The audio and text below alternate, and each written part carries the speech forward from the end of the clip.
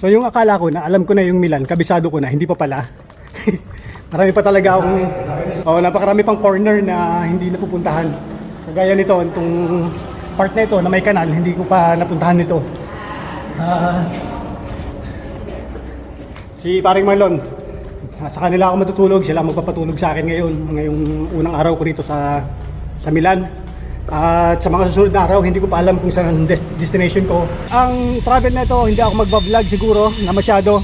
Ang gagawin ko ay papakita ko lang sa inyo yung mga lugar na pupuntahan ko at yung mga bayan, mga village, kung makakarating ha, kasi hindi ko pa sigurado talaga eh.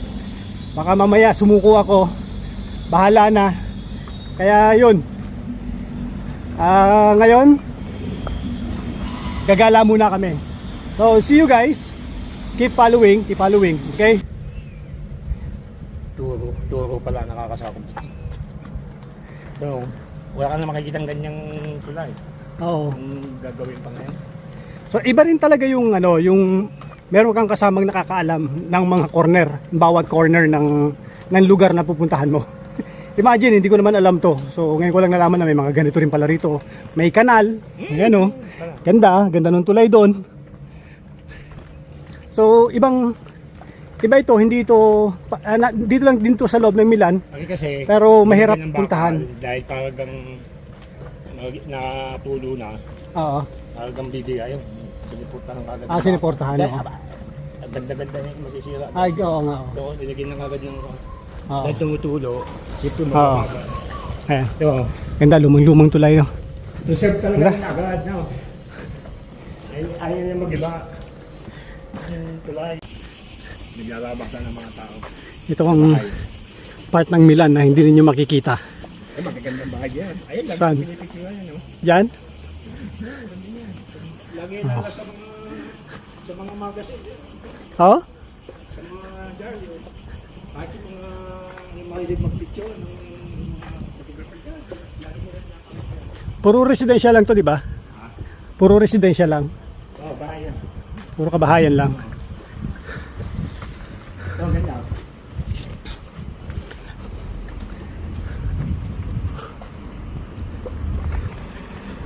Marami din mga luma dito.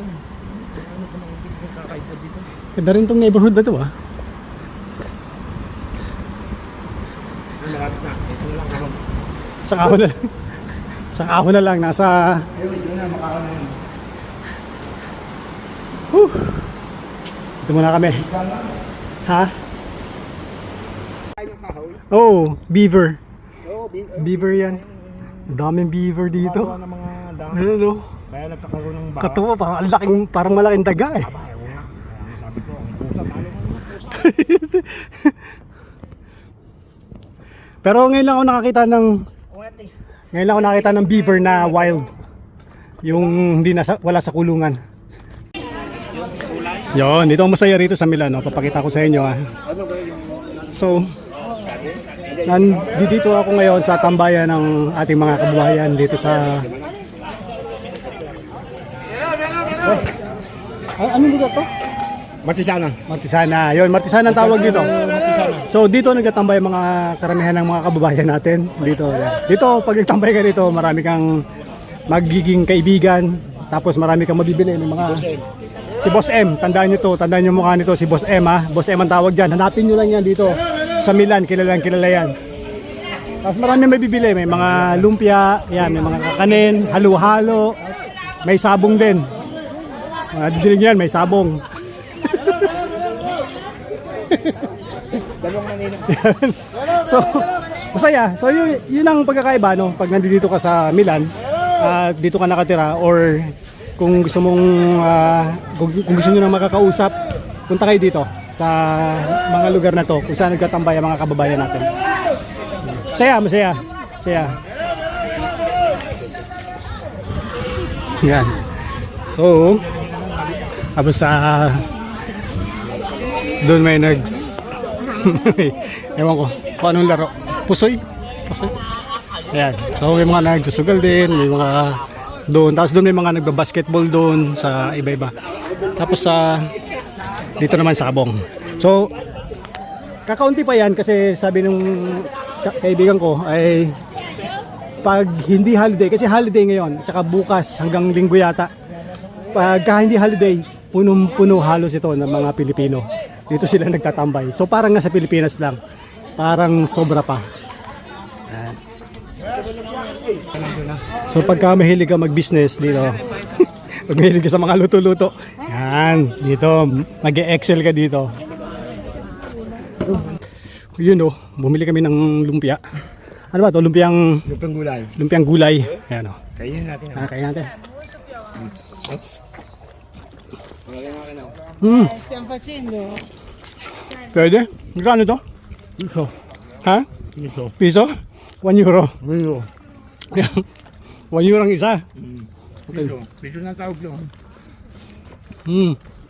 Sarap din. Kailangan gulay eh. Saka malaki. Malaki eh. Sulit na. Pwede.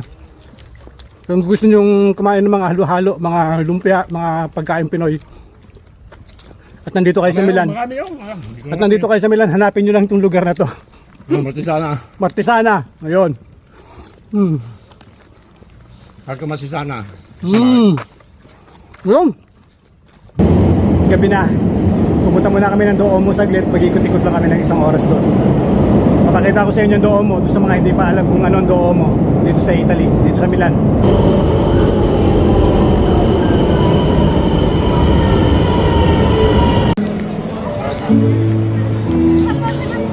Ayun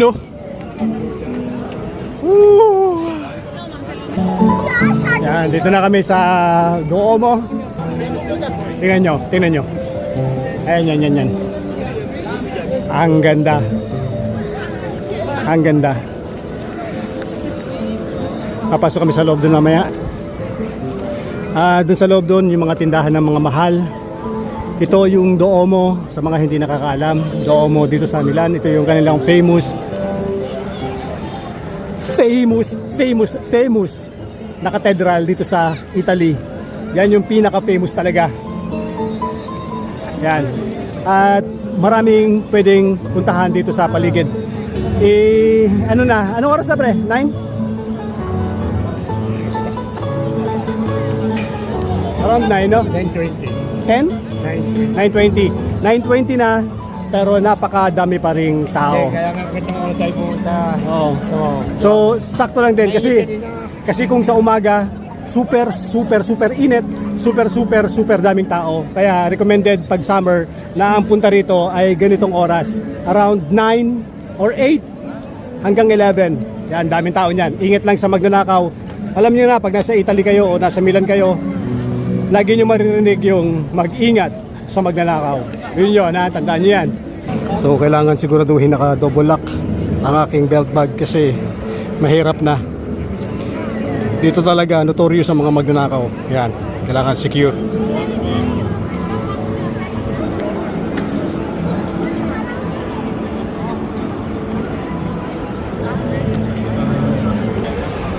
Grabe. Napakaraming beses ko nang nagpunta rito pero hindi pa rin kumukupas ang ganda nitong Milan, nitong Duomo. Lalo na sa gabi. Oh, ganda. Di talaga kumukupas ang ganda rito, pre. Imagine mo, ilang beses na ako nakarating dito pero hindi ko pa rin, iba pa rin yung ganda. No? Ganda talaga ng maganda talaga. Punta kayo dito, sikapin nyo makapunta dito.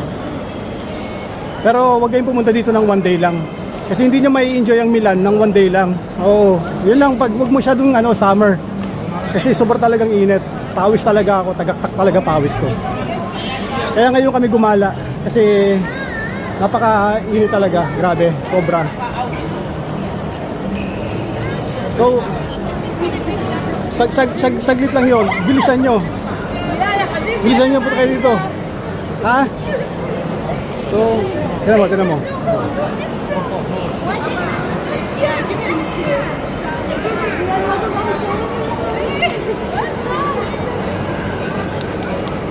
Ganda, di ba? India.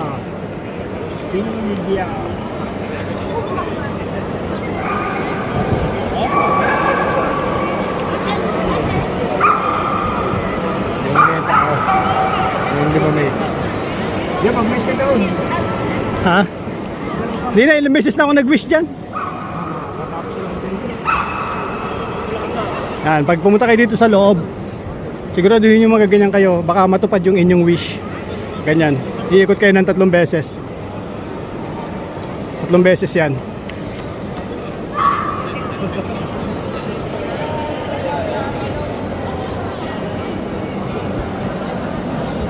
Ah.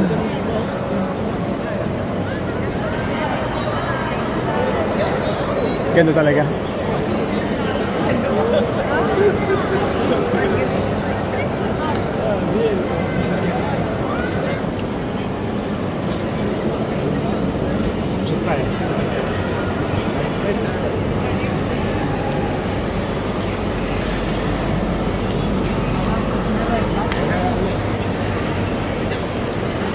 Balik ka ng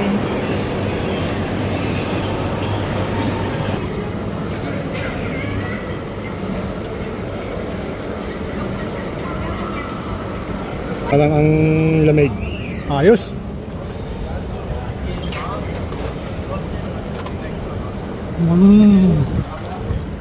Sarap. Mamahalin yung pizza natin. Pag pizza, Italy talaga, Italy.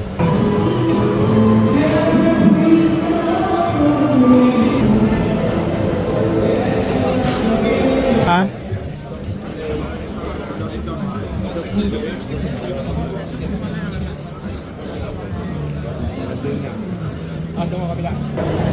Yan, okay na siguro yun. I mean, hindi ko pa napapakita sa inyo lahat kasi napakarami, sobrang dami naman. Parang kailangan kong tipirin yung battery ko. So, bukas ulit. Okay? At enjoy ko na lang muna yung paglalakad at nang masulit ko naman. So, see you tomorrow. At please kung hindi pa kayo nakapalo, kung napanood mo ang video na to, please follow me at saka comment, share, like. See you next time. Oo. Bukas na. Bye-bye. See you tomorrow. Bukas. Gagala mo na kami. Kakain pala. Oo, enjoy muna namin tong gabing to. Alright, see ya.